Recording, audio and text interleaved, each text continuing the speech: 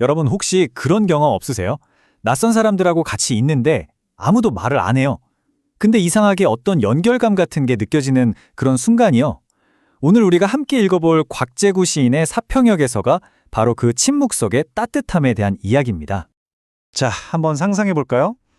아주 추운 겨울밤이에요. 눈은 펑펑 내리고 간이역 대합실엔 사람들이 앉아 있는데 막차는 계속 안 오고 있어요. 다들 아무 말도 없고요.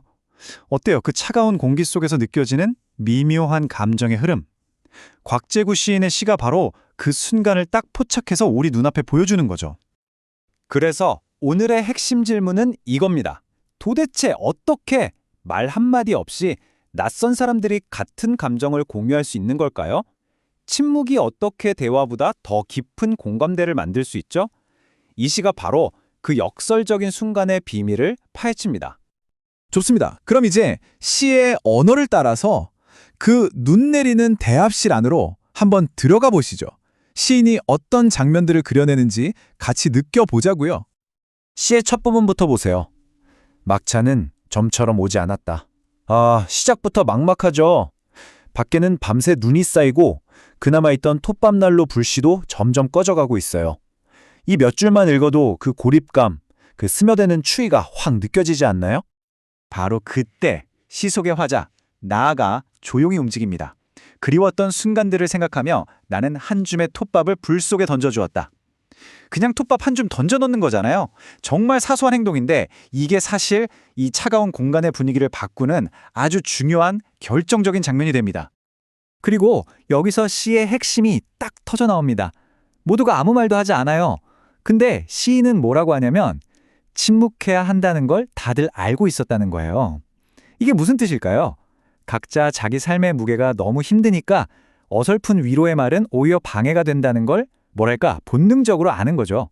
바로 이 침묵 안에 시의 가장 깊은 메시지가 숨어 있는 겁니다. 자, 그럼 이제 시인이 이 장면에 숨겨둔 상징들을 하나씩 뜯어보면서 그 의미를 한번 찾아볼게요. 이 시가 정말 대단한 게 아주 평범한 이미지들로 모든 걸 말한다는 거예요. 보세요. 창밖에 눈송이, 그리고 온기를 나누는 저 톱밥 난로, 또 간간이 들리는 기침 소리나 고단한 삶이 그대로 보이는 때 묻은 손 같은 것들이요. 이런 단순한 이미지들이 모여서 하나의 거대한 감정의 풍경을 만들어내는 거죠. 특히 이 톱밥 난로를 한번 볼까요? 이게 그냥 방 덮이는 난로가 아니에요. 표에서 보시는 것처럼 낯선 사람들이 말없이 모여서 온기를 나누는 그런 중심 공간인 거죠. 더 깊게 들어가면 저 불 속에서 타들어가는 톱밥이 어쩌면 저기 앉아있는 사람들의 그렇게 사라져가는 청춘이나 희망을 상징하는 걸지도 몰라요. 그리고 저 눈송이도 그냥 배경이 아니에요. 한 분석을 보면 정말 재밌는데 저 눈이 바로 사람들이 말로 꺼내지 못하는 슬픔, 고독 같은 감정들이라는 거예요. 그 말 못할 마음들이 저렇게 눈송이가 되어서 하얗게 쌓이고 있는 거죠. 보이지 않는 침묵이라는 감정을 보이는 눈으로 바꾼 거니까 와, 정말 대단한 표현 아닌가요? 자, 그럼 이제 이 시의 가장 중요한 키워드죠. 바로 침묵. 이 침묵이 과연 우리에게 어떤 이야기를 하고 있는지 한번 깊이 들어가 보겠습니다. 보통 우리가 침묵하면 뭘 떠올리죠? 뭔가 어색하고 외롭고 그런 단절의 느낌이잖아요. 근데 이 시의 침묵은 완전 달라요. 그게 아니라 서로 얼마나 힘든지 굳이 말로 하지 않아도 그냥 아는 거예요. 그런 깊은 이해와 공감에서 나오는 오히려 꽉 찬 침묵인 거죠. 시를 보면 이 사람들이 어떻게 살았는지 길게 설명하지 않아요. 그냥 굴비의 짭조름한 거꾸로 깡소주의 취기로 한 세상을 살았다. 이 정도로만 툭 던져주죠. 여기서 중요한 게 바로 이거예요. 서로가 무슨 사연을 가졌는지는 몰라요. 하지만 사는 게 참 힘들구나 하는 그 공통의 느낌만큼은 이 침묵 속에서 다들 공유하고 있는 거죠. 결국 이 사평역의 침묵은요, 단절이 아니라 연결의 언어인 셈입니다. 다른 사람의 아픔에 대해 섣불리 아는 척 말하기보다 그냥 묵묵히 옆에 있어주는 거예요.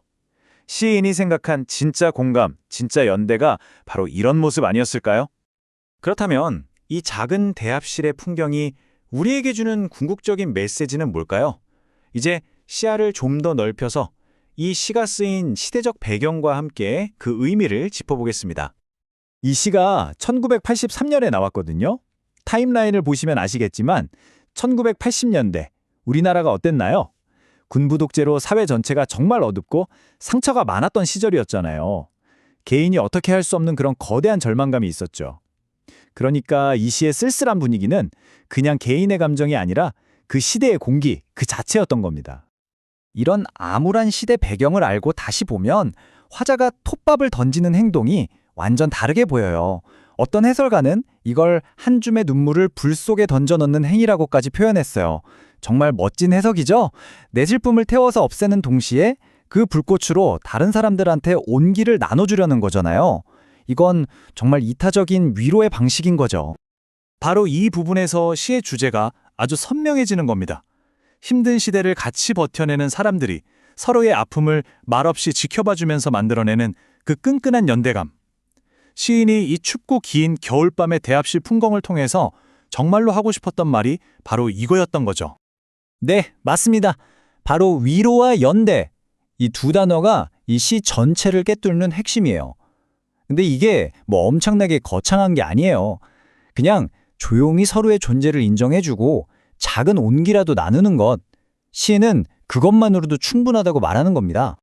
생각해보면 위로와 연대라는 게 바로 이런 거 아닐까요?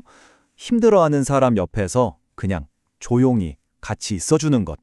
당신 혼자가 아니에요 라는 말을 행동으로, 침묵으로 보여주는 거죠. 이 시는 우리한테 진짜 인간적인 위로가 뭔지 다시 한번 생각하게 만듭니다. 자, 오늘 이야기는 여기까지입니다. 이렇게 온갖 말과 소음이 넘쳐나는 세상에서 우리는 어쩌면 가장 중요한 침묵의 소리에 귀 기울이는 법을 잊고 사는 건 아닐까요? 사평역에서가 우리에게 던지는 이 마지막 질문을 한 번쯤 생각해 보시는 계기가 되었으면 좋겠습니다.